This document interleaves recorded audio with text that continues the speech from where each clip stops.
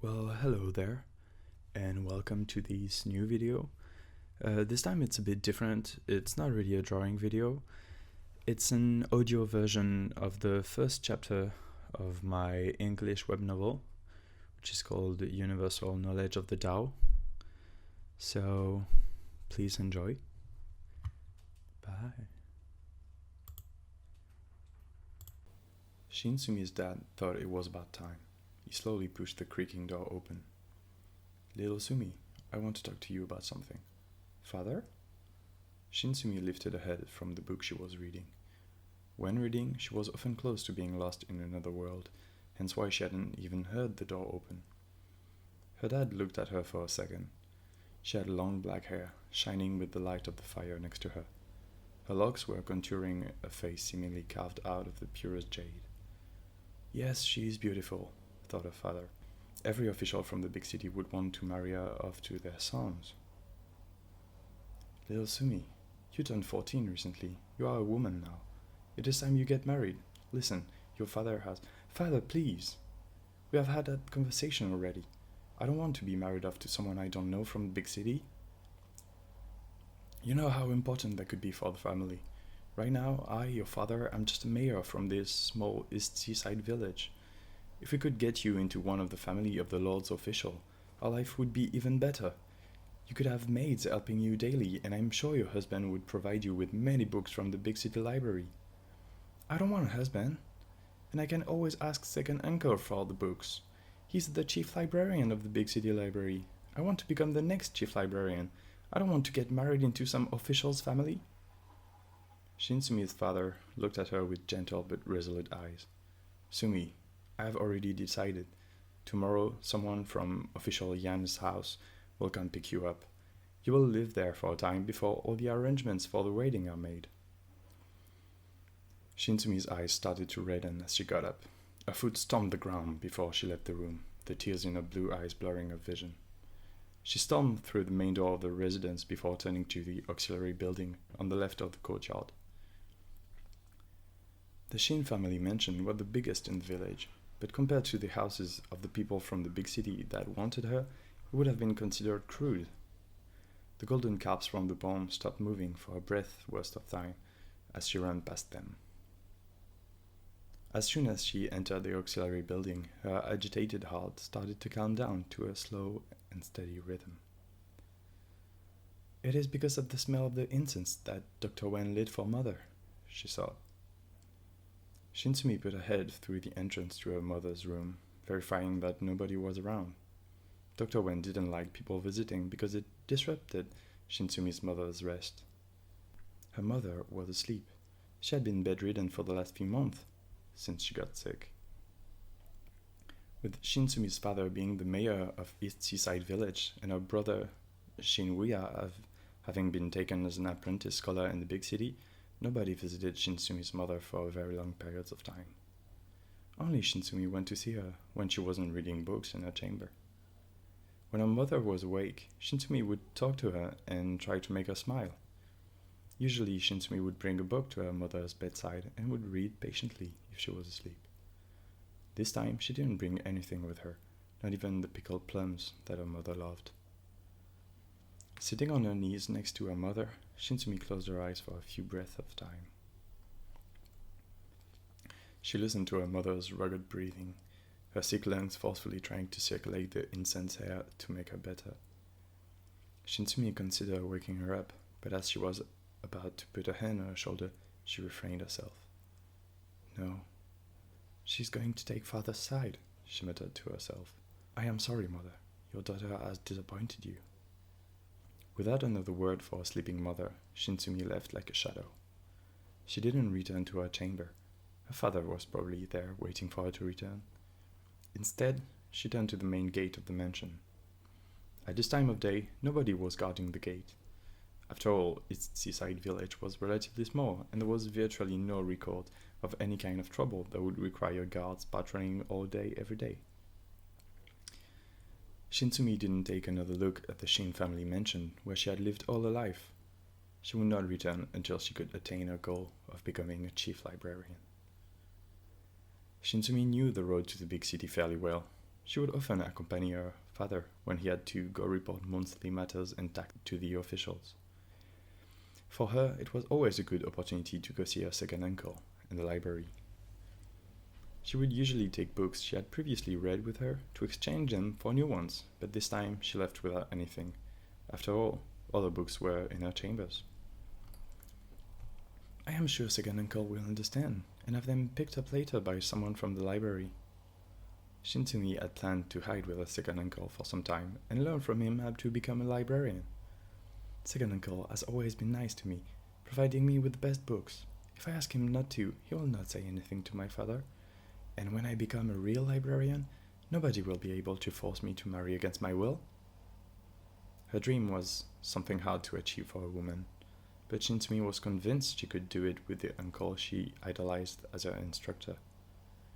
It was with resolute determination that she walked along the big city road for more than 2 hours. She would occasionally hide behind bushes from the passing horse carriages, just in case her father sent someone looking for her.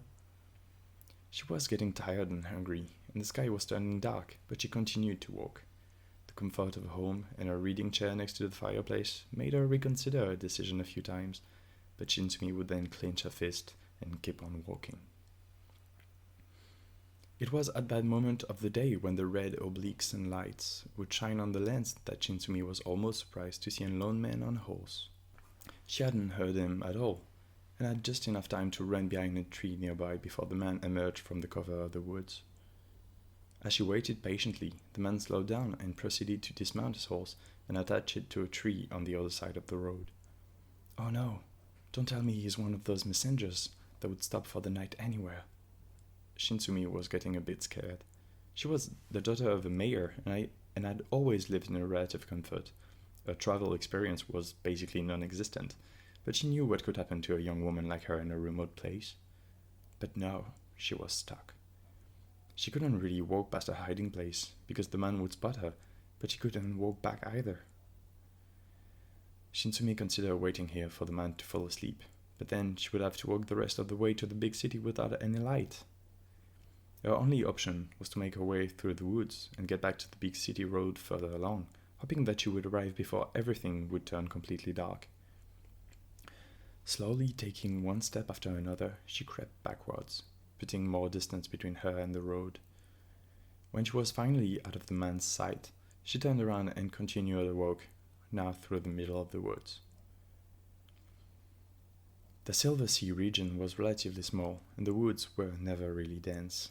Added to that, the beasts she had read about in her books almost never liked being close to the sea, which made the region reasonably tranquil and safe. The only things a girl like Shin Sumi could fear were travelers, wary after long days of walking. Men could turn into something worse than beasts, ready to pounce on a good-looking young woman at first sight. Shin Sumi sauntered for a long time, occasionally turning to her right-hand side. This is strange. Normally, I should have been back on the road by now, she thought. She was starting to get scared. Am I going to die here from hunger, lost in the woods? I have not even reached the big city. Father, mother, uncle. Sumi is sorry. I really have disappointed all of you this time. She was about to give in to her situation and stop walking when the corner of her eye caught something strange. It was something like a tiny wisp of light in the darkness of the woods. The small flame was a dark green color, but oddly enough, it shone brightly. Shin Sumi had the weird thought that even during daytime, the dark flame would shine brighter than anything else. Intrigued by the dancing flame, Shin Sumi followed it, seemingly in a trance. The wisp was moving between the trees further and further into the heart of the forest, but Shin Sumi was already lost, and she wasn't even thinking about getting back to the road at the time. She couldn't take her eyes away from the light for even a moment. It was as if she had lost the ability to blink. Remembering something from a book about the legends of the Immortal World, she began to speak out loud. Sometimes when people whose karma isn't resolved die, their soul will roam the world until their vows are completed, Shin Sumi said from memory. Could it be a lost soul? She had stopped believing in all the legends concerning the immortals, divine beasts, and otherworldly beings a long time ago. She knew that it was just fantasies, but the dancing flame before her was very real. She followed it until she arrived at a clearing. There, another dark green wisp came into existence, seemingly from nothing, and then another, and another. Soon, Shin Sumi was surrounded by tens of luminous dancing flames, but strangely, she didn't feel even an ounce of fear. As she advanced towards the middle of the clearing, the wisps spread around her to mark a path. She followed the path until she was standing before a very old tree stump. The stump was ancient, and the tree had nearly completely rotted away, but Shin Sumi still sensed the smell of young sprouts after a rainy day. It wasn't unpleasant at all. Under the light of the many wisps, Shin Sumi began to observe the stump a bit more closely. Maybe these wisps are really our soul. But why would they want to take me here? What kind of tree is that? It looks so old that even the stump is nearly rotten. She wasn't paying attention to her feet as she got closer and closer, looking at the stump, and suddenly lost her footing when she stepped on the side of the root. She fell face first onto the old greenish-green stump, and the moment she made contact with it, everything around her disappeared. She couldn't see the wisps anymore, and the stump was nowhere to be seen. Instead, the only thing she saw was a great void with some kind of golden tree in front of her, but as soon as the tree appeared, it started to wither. Shin Sumi watched as the tree withered at incredible speed. Soon, it was little more than a grey stump, but as the stump turned into ash, it revealed a white fruit in an inside. The fruit was not completely white and seemed to have leaf-like patterns on its surface, but the strangest thing of all was that it seemed to be pulsing like a beating heart. Shin Sumi was completely lost in a trance as the fruit started to spiral in her direction. She tried to move, but she suddenly found herself unable to. In this dark void, she couldn't control herself at all, and she could only watch passively as the fruit slammed into her with great speed. She closed her eyes right before the moment of impact, but she felt nothing. When she regained consciousness, Shin Sumi found herself lying on the floor. She was on her belly, and her head was pressing into her hard surface. Did I hit my head when I fell? What a strange dream, she thought, as she tried to open her eyes a few times. Her head was hurting. She must have hit her head on a stump. As she finally opened her eyes, Shin Sumi noticed that it was now daylight. Oh no, I am still lost in the forest. Father will be looking for me. I need to find the way to the big city soon. She was still a little bit stunned, but she had not forgotten the reason why she left home. Upon getting up, Shin Sumi looked all around her.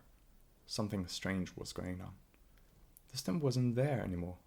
In fact, the whole clearing seemed to have vanished as she now found herself in the middle of a dense forest.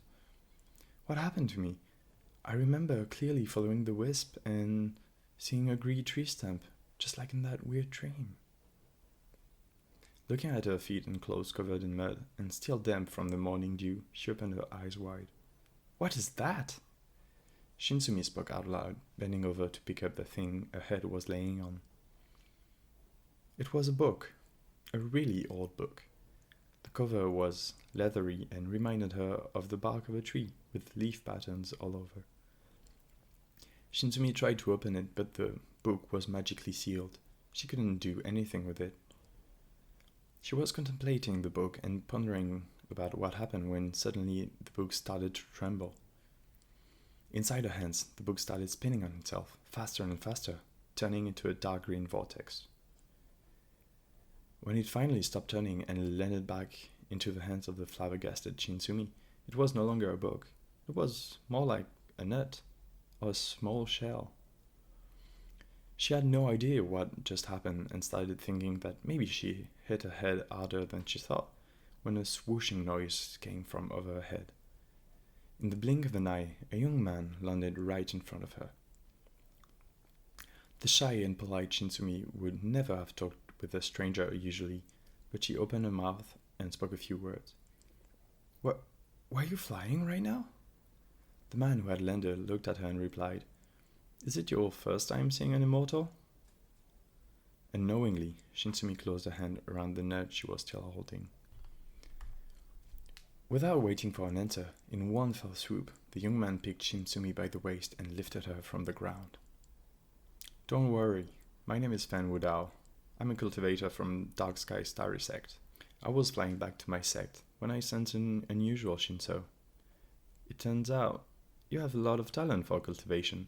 What is your name? Immortal Fan, this one's humble name is Shin Sumi. You can call me senior brother. Now try to rest for a bit and close your eyes. We have a long road in front of us and the wind will make you cry. Shin Sumi wanted to ask him to put her down or bring her to the big city. She didn't want to be taken away to an immortal sect. She was about to reply when the small net still inside her hand suddenly bit her. Ouch! Is there something wrong? Fan Wudao asked, looking at her with a puzzled expression. Once again she wanted to say something, but the net bit her again. She felt it twisting and moving away from her hand. In an instant it had moved up her sleeve and into her garments. It finally stopped moving when it reached right in between her breasts. No, Senior Brother Fan, it was nothing. For some reason, after the bites of what she thought was the net, Shin Sumi didn't feel like going to the big city anymore. Something told her to close her eyes, and she slowly drifted into sleep, while they were flying at high speed through the air, over the woods and far away from the big city and its library.